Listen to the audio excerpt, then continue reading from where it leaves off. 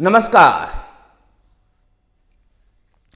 Political page पर आप सभी लोगों का स्वागत है। कांग्रेस के टेक्नोक्रेट और राहुल गांधी के काफी करीबी नेता, इंडियन ओवरसीज कांग्रेस के अध्यक्ष सैम पित्रोदा ने फिर से एक बार विवादित बयान दिया है। उन्होंने कहा है कि अगर ईवीएम से वोटिंग होगी तो इस बार भारतीय जनता पार्टी 400 से ज्यादा सीटें जीतेगी। और साथ ही उन्होंने प्रश्न खड़ा किया है कि देश के सामने बेरोजगारी और गरीबी मुख्य मुद्दा है या राम मंदिर। सैम पित्रोदा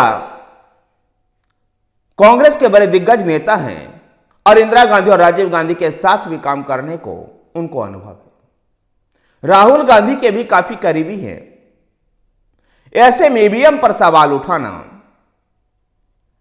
सैम पित्रोदा को जैसे नेताओं को शोभा नहीं देता है। सैम पित्रोदा और कांग्रेस पार्टी को यह भली भांति जानकारी होना चाहिए कि भारत का निर्वाचन आयोग बड़े निष्पक्ष तरीके से काम करता है और इसका प्रमाण निष्पक्ष निर्वाचन आयोग ने कई बार दे चुका है।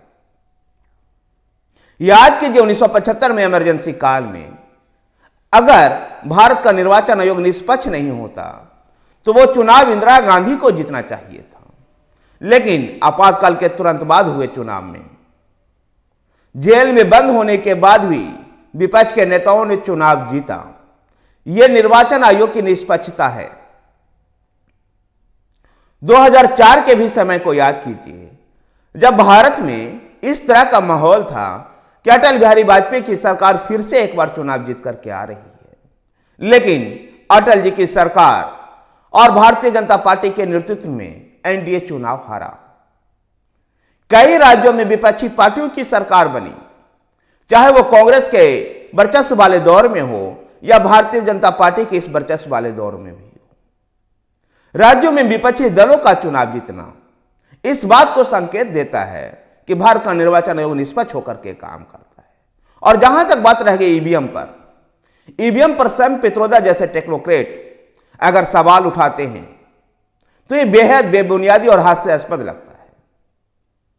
अगर कुछ खामियां हैं ईवीएम में तो निर्वाचन आयोग से मिल करके और समय समय पर निर्वाचन आयोग भी ऐसे विशेषज्ञों को आमंत्रित करता है कि इसकी खामियों को दूर किया जा सके। ऐसे में ऐसे कुछ भी खामियां हैं और टेक्नोक्रेट हैं सैम पित्रोदा, उनको निर्वाचन आयोग को जाकर के सुझाव देना चाहिए।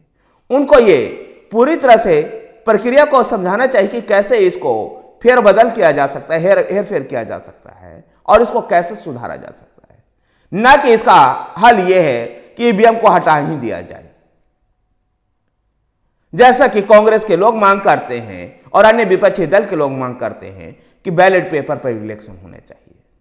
अगर किसी एक टेक्नोलॉजी में, वैसे तो ईवीएम फुल प्रूफ सुरक्षित मतदान का तरीका है, लेकिन अगर उसमें कुछ किसी को भी गड़बड़ियां नजर आ रही है तो उसमें सुधार का प्रयास करना चाहिए, न कि पीछे अपने जो टेक्नोलॉजी के क्षेत्र में जो कदम बढ़ रहे हैं उसको पीछे की ओर ले जाना चाहिए। सैम पित्रोदा ने राम मंदिर के मुद्दे को लेकर भी कहा कि देश में राम मंदिर को लेकर के खूब हल्ला मच रहा है। ऐसे में देश के जो वास्तविक मुद्दे हैं, बेरोजगारी, गरीबी, ये मुद्दे गायब हो गए हैं और राम मंदिर देश के लिए कोई मुद्दा नहीं है। सैम पित्रोदा जी, आपके ही पार्टी के नेता आचार्य प्रमोद कृष्ण इस बात को कहते हैं कि सनातन धर्म का विरोध कर और जातिवाद की राजनीति कर कांग्रेस अपने ही लुटिया डुबो देगी। और इस बात इस देश में तथाकथित सेकुलर फ्रंट ने, आप जैसे लोगों ने अपने आप को हिंदू होने का जो गौरव था भारतीयों को, इस गौरव को आप लोगों ने छीन लिया।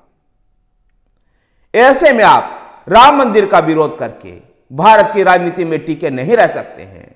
और आपने बहुत सही कहा है कि भारतीय जनता पार्टी 400 से अधिक सीट जीत जाएगी अगर आप इसी तरह से भारत के संवैधानिक संस्थाओं पर हमला करते रहेंगे, भारत के संवैधानिक संस्थाओं को आदर नहीं देंगे, और भगवान श्री राम और सनातन धर्म का विरोध करेंगे तो निश्चित रूप से भारतीय जनता पार्टी 400 से अधिक सीटें जीतेगी।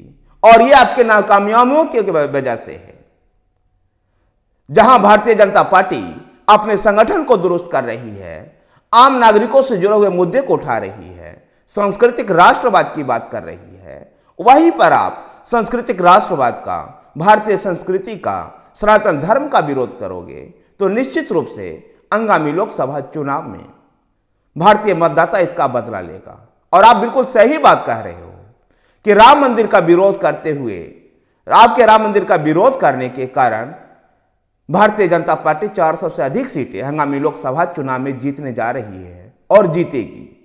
अगर इसी तरह से आपका विरोध होता रहा तो समय अभी भी है कि आप भारतीय जनमानस की आवाज को पहचाने और उनकी आवाज को सुने और उनकी जो समस्याएं हैं, जो कुछ भारतीय जनता पार्टी से कमी रह रही है, उन मुद्दों को उठाएं और जनता से अपने आप को जोड़ने का प्रयास करें, ना कि ऐसे भारतीय जनता पार्टी के विरोध में अंधभक्त होकर के भारत और भारत के संवैधानिक संस्थाओं पर और भारतीय संस्कृति का ही विरोध करें।